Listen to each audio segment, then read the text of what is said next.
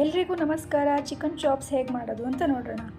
ನಾನಿಲ್ಲಿ ಅರ್ಧ ಕೆಜಿಯಷ್ಟು ಚಿಕನ್ ತೊಗೊಂಡಿದ್ದೀನಿ, 2 ಮೀಡಿಯಮ್ ಸೈಜ್ನ ಈರುಳ್ಳಿ ತೊಗೊಂಡಿದ್ದೀನಿ, 1/4 ಕಪ್ನಷ್ಟು ತೆಂಗಿನ ತುರಿ ತೊಗೊಂಡಿದ್ದೀನಿ, 4 ರಿಂದ 5 ಲವಂಗ, 1 ಟೀ ಸ್ಪೂನಷ್ಟು ಕಾಳು ಮೆಣಸು, ಚಿಕ್ಕ ತುಂಡು ಚಕ್ಕೆ ಹಾಗೂ 7-8 ಹಸಿಮೆಣಸನ್ನು ತೊಗೊಂಡಿದ್ದೀನಿ. ಪುದೀನ 1 ಕೈ ಹಿಡಿಯಷ್ಟು ಹಾಗೂ ಕೊತ್ತಂಬರಿ 1 ಕೈ ಹಿಡಿಯಷ್ಟು ತೊಗೊಂಡಿದ್ದೀನಿ.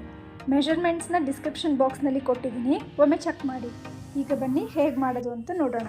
ಒಂದು ಬಾಣಲೆಗೆ 3 ಚಮಚದಷ್ಟು ಎಣ್ಣೆ ಹಾಕೊಳ್ಳೋಣ. ಎಣ್ಣೆ ಸ್ವಲ್ಪ ಬಿಸಿ ಆದಮೇಲೆ ಅದಕ್ಕೆ ಚಕ್ಕೆ, ಲವಂಗ, ಕಾಳು ಮೆಣಸು ಹಾಗೂ ಹಸಿಮೆಣಸಿನಕಾಯಿಯನ್ನು ಹಾಕಿ ಫ್ರೈ ಮಾಡ್ತೀನಿ. ಈಗ ಕಟ್ ಮಾಡಿದಂಥ ಈರುಳ್ಳಿ ಹಾಕಿ ಫ್ರೈ ಮಾಡ್ಕೊಳ್ತೀನಿ. ಈರುಳ್ಳಿ ಸ್ವಲ್ಪ ಸಾಫ್ಟ್ ಆದಮೇಲೆ ತೆಂಗಿನ ತುರಿ ಹಾಕಿ ಫ್ರೈ ಮಾಡ್ಕೊಳ್ತೀನಿ. ಈಗ ಇದಕ್ಕೆ ಪುದೀನ ಹಾಗೂ ಕೊತ್ತಂಬರಿ ಸೊಪ್ಪನ್ನು ಹಾಕಿ ಹಸಿ ವಾಸನೆ ಹೋಗೋವರೆಗೂ ಫ್ರೈ ಮಾಡ್ಕೊಳ್ತೀನಿ.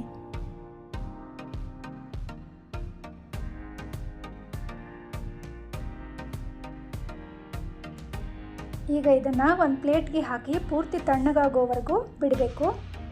ಈಗ ಬಾಣಲೆಗೆ 3 ಚಮಚದಷ್ಟು ಎಣ್ಣೆ ಹಾಕಿ ಅದು ಬಿಸಿ ಆದಮೇಲೆ 1 ಟೇಬಲ್ ಸ್ಪೂನಷ್ಟು ಶುಂಠಿ ಬೆಳ್ಳುಳ್ಳಿ ಪೇಸ್ಟ್ ಹಾಕಿ ಚಿಕನ್ನ ಹಾಕಿ ಫ್ರೈ ಮಾಡ್ಕೊಳ್ತೀನಿ. ಫ್ಲೇಮ್ನ ಹೈಯಲ್ಲಿಟ್ಟು ಫ್ರೈ ಮಾಡಬೇಕು. ಅರ್ಧ ಚಮಚದಷ್ಟು ಅರಿಶಿಣದ ಪುಡಿ ಹಾಗೂ ರುಚಿಗೆ ತಕ್ಕಷ್ಟು ಉಪ್ಪನ್ನು ಹಾಕಿ ಹೈ ಫ್ಲೇಮಲ್ಲಿ ಫ್ರೈ ಮಾಡ್ಕೊಳ್ತೀನಿ. ಇದರ ಮೇಲೆ ಒಂದು ಪ್ಲೇಟನ್ನು ಮುಚ್ಚಿ 10 ನಿಮಿಷ ಫ್ರೈ ಆಗೋದಕ್ಕೆ ಬಿಡ್ತೀನಿ. 10 ನಿಮಿಷ ಆದಮೇಲೆ ಚಿಕನ್ ನೀರು ಬಿಟ್ಟಿರುತ್ತೆ. ಇದನ್ನು ಮತ್ತೆ 5 ನಿಮಿಷ ಮೀಡಿಯಮ್ ಉರಿನಲ್ಲಿ ಬೇಯಿಸ್ಕೊತೀನಿ. ಅಷ್ಟರಲ್ಲಿ ಫ್ರೈ ಮಾಡಿರುವಂಥ ಮಸಾಲೆ ತಣ್ಣಗಾಗಿದೆ. ಅದನ್ನು ಒಂದು ಮಿಕ್ಸಿ ಜಾರಿಗೆ ಹಾಕಿ ನುಣ್ಣಗೆ ರುಬ್ಕೊಳ್ತೀನಿ.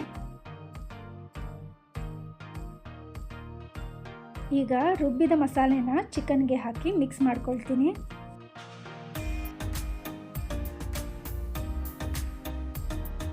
ಇದಕ್ಕೆ ಅರ್ಧ ಗ್ಲಾಸ್ನಷ್ಟು ನೀರು ಸೇರಿಸ್ತೀನಿ.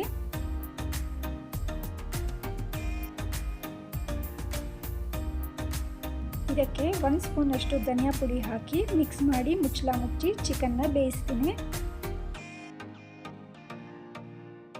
ಇದನ್ನು ನೀವು ಚಪಾತಿ, ಮುದ್ದೆ, ಅನ್ನ, ರುಮಾಲಿ ರೋಟಿ, ಇಡ್ಲಿ, ದೋಸೆ ಇದ್ರ ಜೊತೆ ಕಾಂಬಿನೇಷನ್ ಆಗಿ ಮಾಡ್ಕೋಬಹುದು. ಇಲ್ಲಿ ಚಿಕನ್ ಕೂಡ ನೀಟಾಗಿ ಬೆಂದಿದೆ. ಚಿಕನ್ ಚಾಪ್ಸ್ ಈಗ ರೆಡಿಯಾಗಿದೆ. ಈ ವಿಡಿಯೋ ನಿಮ್ಗೆ ಇಷ್ಟ ಆಗಿದ್ರೆ ಪ್ಲೀಸ್ ಒಂದು ಲೈಕ್ ಮಾಡಿ, ನಿಮ್ಮ ಫ್ಯಾಮಿಲಿ ಆ್ಯಂಡ್ ಫ್ರೆಂಡ್ಸ್ಗೆ ಶೇರ್ ಮಾಡಿ. ಹಾಗೂ ಯಾರೆಲ್ಲ ಸಬ್ಸ್ಕ್ರೈಬ್ ಆಗದೆ ನೋಡ್ತಿದ್ದೀರಾ ದಯವಿಟ್ಟು ಸಬ್ಸ್ಕ್ರೈಬ್ ಮಾಡ್ಕೊಳ್ಳಿ. ಇದೇ ಥರ ಮತ್ತೊಂದು ಹೊಸ ರೆಸಿಪಿ ತೊಗೊಂಡು ಹೊಸ ವಿಡಿಯೋ ಜೊತೆ ಬರ್ತೀನಿ. Thanks for watching.